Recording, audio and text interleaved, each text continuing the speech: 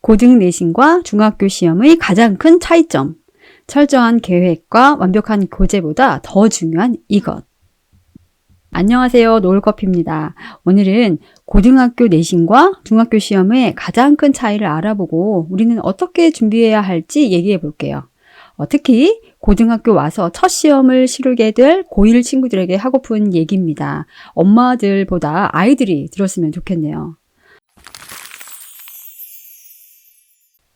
중등시험과 고등시험은 어떻게 다를까요? 그러니까 고등학교 시험도 과목별로 교재 선별하고 계획도 3, 4주 전부터 잘 짜서 진행하죠. 그러니까 좋은 교재가 많아서 고르기 힘들어도 크게 문제는 안 됩니다. 제가 고1 내신의 중요성과 내신 교재 영상은 저희 애 때 올려놨어요. 또 계획 세우기 영상도 여기저기 많아서 참고하실 곳도 참 많습니다. 그러니까 기출문제 구할 사이트 영상도 참고해 보시고요.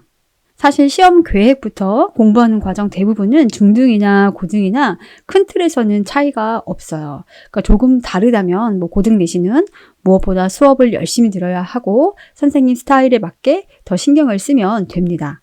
범위가 좀 넓어졌다는 거, 그게 큰 차이가 있긴 하죠. 그런데 제가 크게 다르다고 생각하는 가장 중요한 포인트는 따로 있습니다. 바로 말씀드릴게요. 고등에서 싹 바꿔야 할 가장 중요한 점은 공부 마인드, 공부 스타일입니다. 그러니까 중등 때까지 가졌던 그 95점 맞는 공부 스타일이 아니라 만점을 맞는다는 마인드로 싹 바꿔야 한다는 거예요. 그러니까 똑같은 교재로 비슷하게 계획 짜고 결과가 다른 이유는 바로 이 마인드, 공부 스타일 때문입니다. 일단 중학교 시험은 따로 등수도 안 나오고 무엇보다 절대평가죠. 그러니까 주변에 중학생 아이를 두신 지인들 이런 대화 많이 하시더라고요. 점수가 89.5까지는 A니까 95점 정도만 맞으면 된다. 한두 개 더 틀려도 A가 나오니까 괜찮다. 문제는 시험 공부를 95점 정도만 맞도록 적당히 하게 돼요. 또 중등 내내 이렇게 지내다 보면 몸에 그게 배이는 거예요. 우리 애는 아닐 것 같죠. 그러니까 부모님들도 잘 모르고 학생들도 표시가 잘 안 나지만 많이들 그렇습니다. 이게 별것 아닌 것 같아도 머릿속에 마음속에 이 정도만 하면 A는 충분하다. 그런 생각이 있어요. 게다가 중등시험은 쉽습니다. 물론 그게 모든 학교가 그렇지는 않아요. 학군지 학교들은 중등 문제도 어렵다고 하죠. 그런데 보통은 절대평가에 맞게 A가 30에서 40% 정도가 나오도록 문제가 나오죠. 또 평범한 중학교에서 특목고나 자사고에 가려면 우수한 학생들이 대부분 A를 맞아야 돼요. 그러니까 예전처럼 평균 3, 40점이고 최고점이 80점대 이렇게 문제를 내면 안 되는 거예요. 어렵게 문제를 내면 애들 고등학교 진학 어떻게 하냐고 난리가 나죠. 그러니까 이렇게 30%, 40%가 A가 나오는 쉬운 시험에 길들여져 있는데 더군다나 89.5만 맞으면 되는 거였죠. 쉬운 문제인데다가 다 맞을 필요도 없는 공부였다는 거예요.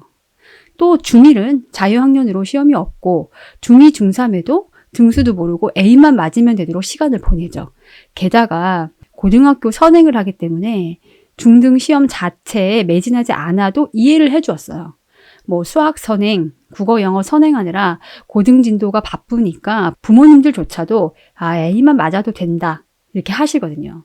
그때는 사실 그 말도 맞고 아이들도 부담이 적으니까 아주 좋았겠죠.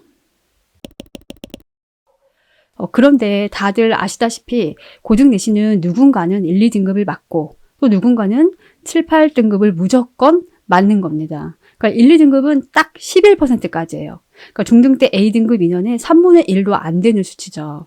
그러니까 고등 내신 상대평가라는 게 이렇게 무서워요. 그러니까 고등은 또 상위권, 중위권 변별을 위해서 문제 자체가 어렵고 또 지엽적인 문제들이 하나둘 꼭 끼어 있어요. 그래서 고등은 프린트, 귀퉁이까지 또 교과서 구석구석 설마 하는 곳에서도 나올 수가 있어요. 그러니까 선생님들도 좋아서 그러시는 게 아니라 어쩔 수 없이 변별을 위한 문제를 내셔야 하는 거죠. 너무 쉬워서 다들 잘 맞으면 더 문제가 커지니까요. 결국 고1도 수능형 문제로 어렵게 나오기도 하고요. 고2는 당연히 수능 기출까지 꼼꼼하게 봐줘야 해요. 그래야 상위권이 유지됩니다. 그러니까 쉬운 문제들로 95점 정도만 맞자 하던 스타일로는 더 이상 고난이도 문제로 100점을 맞아야 하는 상황이 커버가 안 되는 겁니다. 대충 비슷한 스타일로 공부하시면 큰일 나는 거죠. 그러니까 고등시험은 상대평가의 변별을 위한 문제다. 꼼꼼하게 구석구석 살펴보고 다 맞는다 하는 마음을 가지셔야 해요. 그러니까 완전히 마인드 자체를 바꿔야 합니다.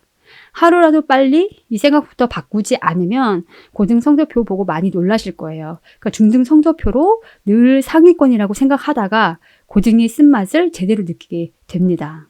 그러니까 체급이 아예 다른 체급이다 생각하면서 고등 마인드를 확실히 새겨야 해요.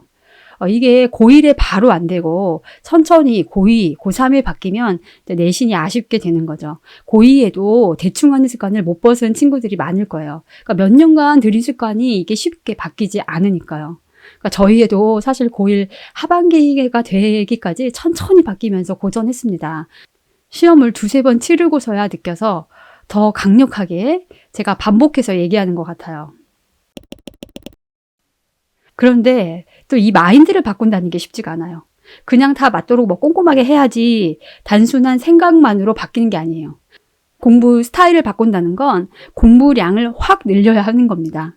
뭐 교과서, 프린트 꼼꼼하게 몇 회독은 기본이고 문제집 여러 권 기출도 다 풀어봐야 해요. 그리고 수업 시간 차원이 다르게 집중해서 기록도 꼼꼼하게 하고요.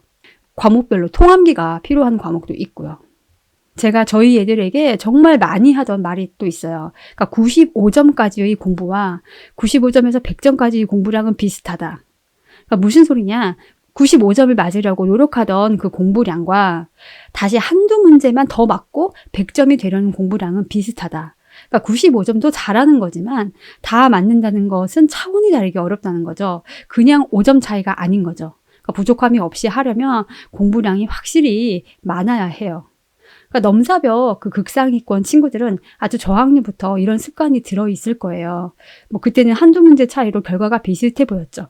하지만 사실 공부량은 어마어마하게 차이가 나왔던 상태로 지나온 거죠. 그러니까 2배, 3배로 많이 했을 수도 있고요. 그러니까 그렇게 공부해도 당시에는 표시가 안 나는데 표가 이렇게 나중에 납니다. 그래서 공부한 거 어디 안 간다고 하는 거고요. 다시 한번 정리하자면 그러니까 쉬운 문제로 95점 맞던 스타일에서 구석구석 다 챙기는 100점 맞는 공부 스타일로 마인드부터 완전히 바꾸길 바래요. 그러니까 공부량을 늘리고 깊고 넓게 꼼꼼하게 공부하는 경우에만 고등 상위권이 유지된다는 것 꼭 기억해 주세요. 이제 중학교 4학년이 아니라는 것, 고등학생이 됐다는 것 새기시길 바래요. 우리가 아무리 떨리고 긴장돼도 아이들만큼은 아닐 거예요. 그러니까 부담감도 크고 아이들도 잘하고 싶은 마음이 얼마나 간절할까요? 그러니까 열심히 하라고 하시는 얘기는 되도록 짧게만 하시고 먹을 거 많이 챙겨주시고요. 혹시 이런저런 투정을 부려도 받아줄 대상이 필요해서 그런 거니까 잘 들어주시고요. 뭐 사랑하는 아이들 정말 금방 크고 곧 떠납니다. 그러니까 입시 끝나면 관계만 남으니까 조건 없이 사랑해 주시는 것 잊지 마시고요. 또 지나간 시간은 돌아오지 않으니까 지금부터 노력해 보시면 될 것 같아요. 무엇보다 고등 첫 시험 구독자님 댁 아이들 모두 대박 나시길요. 오늘은 여기까지 하겠습니다. 다음에 또 만나요. 안녕.